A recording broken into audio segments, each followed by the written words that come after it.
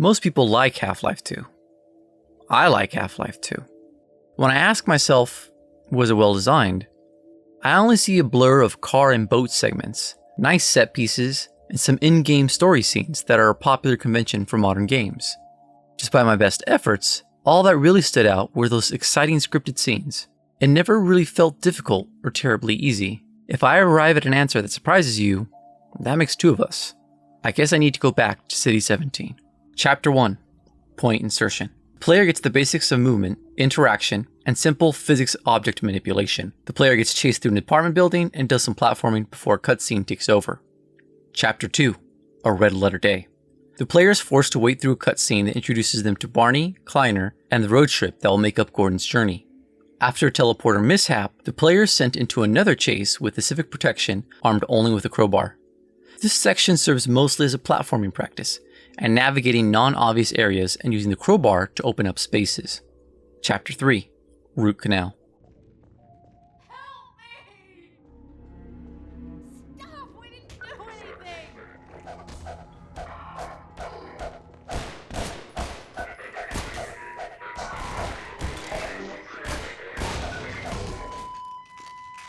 They'll be looking for you now. You'd better run. There's nothing else you can do here. This chapter starts with a brilliant little piece of game design. One of two civilians is shouting for help as they're attacked by civil protection, and the player is encouraged to rush the CP and bludgeon them with the crowbar. This is where the player gets their first firearm, but also foreshadows at how the game clumsily handles gun combat. Regardless, this opening does a great job at emotionally motivating us into overcoming the obstacle. After that, the player navigates sewer and drainage tunnels and is introduced to manhacks and barnacles. A scripted scene shows the player they can use physics objects to trick the barnacles, and the manhacks develop on the player's awareness of the engine's physics by destroying nearby props. One of the first encounter with the manhacks is behind a gate, which allows the player a safe way to observe their behavior.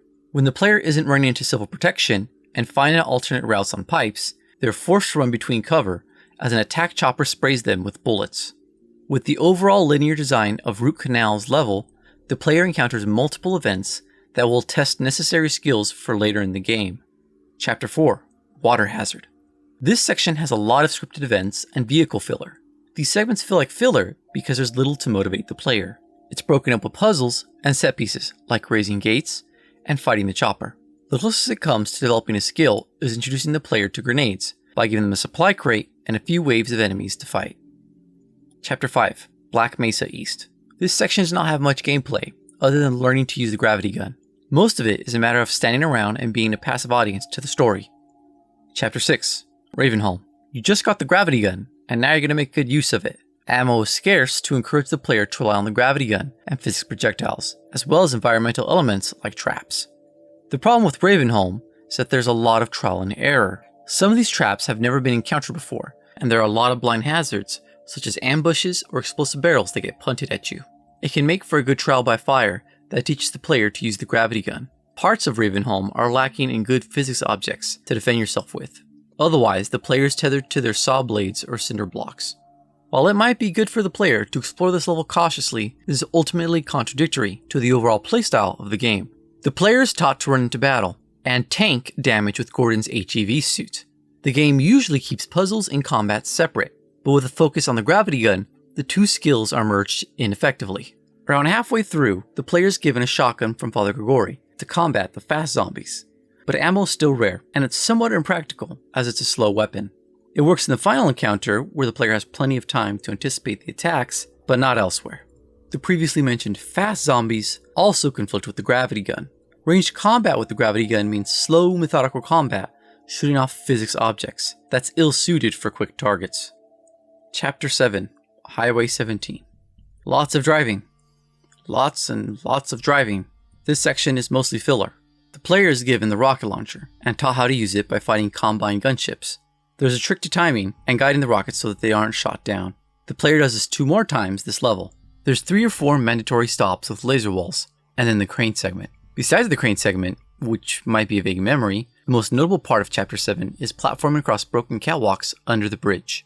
This is a great scene, and it gets even more intense when you fight a dropship on the way back. Chapter 8. Sandtraps.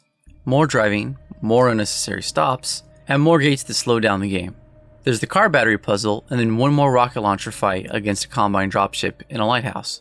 This, of course, comes after several waves of Combine soldiers. None of these encounters develop the current skills any further. Then the real nightmare begins. Welcome to the antlion-infested Sandtraps. I'm not even going to go into detail about this area. All you need to know is that it's awful and slow, and antlions attack you constantly, and there's another physics puzzle based on seesaws. What is worth knowing is that at the end of your suffering, you get one of the best weapons in the game, the Pherapod, aka the bug bait. It wraps up by having the player make the trek to Nova Prospekt. The beach leading up to the cliff side is covered with Combine bunkers that will slow you down. The antlions can be used as a distraction, but they're more effective to lay siege on the Combine strongholds. Irritatingly, the thumpers have to be turned off, which means the player has to run out of cover to hit the switches. After that, just scale the cliffside and fight yet another gunship in the courtyard leading into Nova Prospekt. Chapter 9, Nova Prospekt. This section is very heavy on gun combat. It starts off with the player navigating through the empty, neglected sections of the prison that have holes in the walls, broken walkways, and malfunctioning doors. Most of the early conflict is between the player and sentry guns. Grenades will work at knocking them over. Marking them with the bug bait is a lot more efficient. The bug bait becomes less viable as the antlion spawns get further spaced out, and some of the levels set up will place them against a wall of sentry fire. After fighting a bull antlion and doing some physics puzzles, the player starts to face off against the Combine. It's a bit of a wash though, as the antlions are now highly situational and the player is better off using grenades, since the Combine will be grouped with sentries. The player has to push through waves of Combine in various areas of the prison and go through one more antlion bullfight. Chapter 9A? Entanglement. The player treks through structures of Nova Prospekt that are being converted by the Combine's crushing machines, when they run into Alex, who will enlist Gordon's help to look for Eli. Once Alex splits from the player, there's a little more gun combat and a number of physics puzzles, as well as a sentry standoff. Just like with the antlions, this section is set up to give you a sense of power when you take control of something you were previously fighting. Alex pops up again to throw more story at the player, before disappearing and sending Gordon into some back halls and a flooded room that mixes platforming and physics puzzles. The player is given one more chance to turn the tables as they attempt another holdout against the Combine with more sentries. After which, Alex shows up again to open a prison gate to drag the player into a dimly lit series of back tunnels. The story pops up once more to reveal a betrayal, and the player is given a larger set of sentries for one last big sentry defense. These sentry defenses aren't that difficult. Chapter 10, Anticitizen One. The player is introduced to the squad mechanic with resistance soldiers that seem contradictory to interacting with Alex in the previous chapter. She was completely autonomous, and her death was an immediate game over. The resistance soldiers are highly disposable and take basic directions. While the addition of control is nice, just like Alex, they will get in the way, and the previously mentioned disposability means there won't be any punishment to discourage poor squad tactics. Weapon use doesn't seem planned out, as the player is given hoppers, which are a defensive item used with the gravity gun, in a linear space that requires the player to push forward through combat. The player should use a number of Gordon's weapons to adapt to the situation, but this falls flat given the nature of Half-Life 2's gun combat. The chapter drags when Gordon has to stomp through cramped apartments and try to wrestle the dim-witted resistance soldiers out of doorways. There's a brief toxic water platforming segment in a flooded tunnel to break things up and bring the zombies into play. After this, it's back to stumbling around in narrow tunnels and bumping into the human resistance. It will become very noticeable to players how underdeveloped the game's gun combat is once Alex joins back up and they have to defend her twice, the last of which as she hacks a Combine laser shield. Once the player agonizes through this holdout, a scripted event puts Gordon on his own to work through some zombies and manhacks in a sewer tunnel that will lead into a warehouse with a lot of vertically layered combat. Chapter 11, Follow Freeman. This chapter is more squad combat, but before the player can be paired up with Barney, they have to run from sniper fire and practice lobbing grenades through windows into the sniper nests. Once inside the museum, player has to throw around grenades as their best counter against a heavy attack by the Combine, while they try to disable 3 generators and take down a shield, or something. After a dropship fight on the roof, Gordon is sent crawling through the crumbling city into a frustrating encounter against some Striders, a demolished building, and scripted events that tear it apart with more Strider lasers. At the top, the player finds several more Striders and a rocket launcher ammo crate, which makes an obvious boss fight of sorts. Once that's over, get the hell out of there and find Barney and Dog on the street for your one-way ticket to the next chapter. Chapter 12, Our Benefactors. After a little platforming, Gordon finds his way into the Citadel, where the player is led around with several scripted events. There's a lot of nice environmental storytelling, but not much in the way of gameplay until all of Gordon's guns are removed and the gravity gun is supercharged. This segment is really there just to build up the player at the end of the game, so it wraps on a high note. On hard, there was one difficult part where the player has to survive waves of Overwatch on an elevator, where there's little cover and vertically layered combat. I was able to get around this by ripping a computer off the wall and using it as cover for the duration of the very long elevator ride. Light platforming elements are sprinkled through this area and will lead up to the final boss in Chapter 13. Chapter 13, Dark Energy. Some more story happens with scripted events, and the player has to platform up a tower and a little more gravity gun fighting as they chase Breen in his dimensional bubble ascension. After that, it's a fairly simple boss fight against Breen and a couple of dropships, where the player uses fusion cores as their projectile. There are 3 main skills the player must use to advance in Half-Life 2. They are gun combat, platforming, and physics-based puzzle solving. Valve's use of the gravity gun merges the gun combat with puzzles to a degree, and they mix the physics puzzles and platforming in various spots. What the game fails to do is develop any of these skills in a way that meaningfully builds the player's competency. Unfortunately, even more attention is taken off these things when the player is introduced to the boat and buggy, which take front and center as the player's necessary skill. What's most notable about how Half-Life 2 teaches the player is that it's done mostly through positive reinforcement.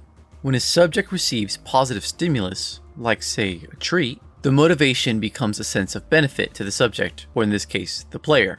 I believe this is how Valve achieves their sense of immersion. When the player makes a mistake, they aren't punished much.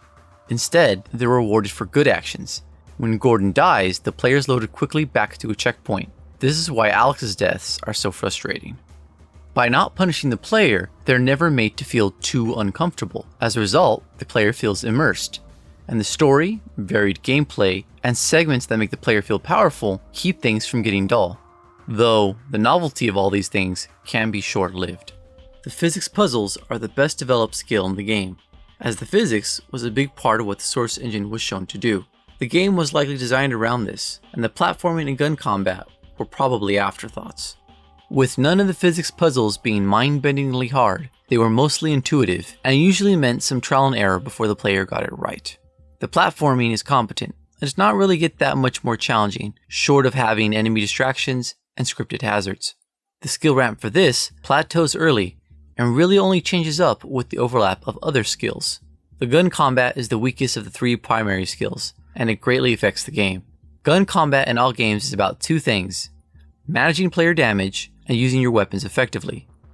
The gun combat is successful when the player can balance the 2 parts, using the guns to neutralize the threat to prevent further damage to the player character. In Half-Life 2, most of the guns are inaccurate outside of the revolver and crossbow. Even the crossbow has a slight arc to it that the player must compensate for, whereas the various automatic weapons have a heavy spread when firing. The player can't even control accuracy in short bursts. Managing damage in Half-Life 2 is about tanking through the bullets and explosives with Gordon's HEV suit. On hard, Gordon takes more damage and enemies are more lethal, but the development of managing damage does not go any further than running between bullet spray and sort of hiding behind cover. There's no real depth to absorbing damage, and the player still has to limp around looking for the next battery and health cache. The offset would be managing threats through combat, but there's no meaningful way to do this considering the weapon accuracy. The game tries to counter it by giving the player lots of grenades to hopefully blast through the waves of Combine soldiers, but it's not very effective. With the mechanic that encourages the player to take damage, this typically means the player gets an increase in health while being exposed to a growing range of enemy damage. This way, it becomes a matter of the player learning to budget how much damage they can take by identifying the level of danger each enemy poses. Half-Life 2 does not really do this outside of isolated situations, like poison head crabs, which are specifically made to drop Gordon 20 HP, or the end segment, where his suit is supercharged to create a sense of awe in the player. As I would normally not like to discuss story in by design, it's absolutely relevant for Half-Life 2 to consider. The story is a driving force, as the environment will inevitably blur into each other. This makes the boat and buggy sequences feel like filler, and slows things down when the player has to go on detours. On later playthroughs, there's a noticeable lack of motivation, since the story has already been experienced, and repetitive or narrative-driven areas will feel like they drag on. If the motivation was the challenge, or a dynamic experiences, this would be less likely to happen. Valve is one of the best storytellers in the game industry, but a story that's not layered will not offer much replay value. The in-character cutscenes will make the game feel like it's come to a halt, and the nicely detailed areas will wear thin. So is Half-Life 2 a good game? As a whole, it's decent. As an interactive fiction with game elements, it's great. It's an incredible product of its time, but so much of what it did is so commonplace that it could seem lackluster now. The real value of Half-Life 2 is in its story, but in terms of formal game design, it jumps from easy to moments that are abruptly challenging on an uneven tone.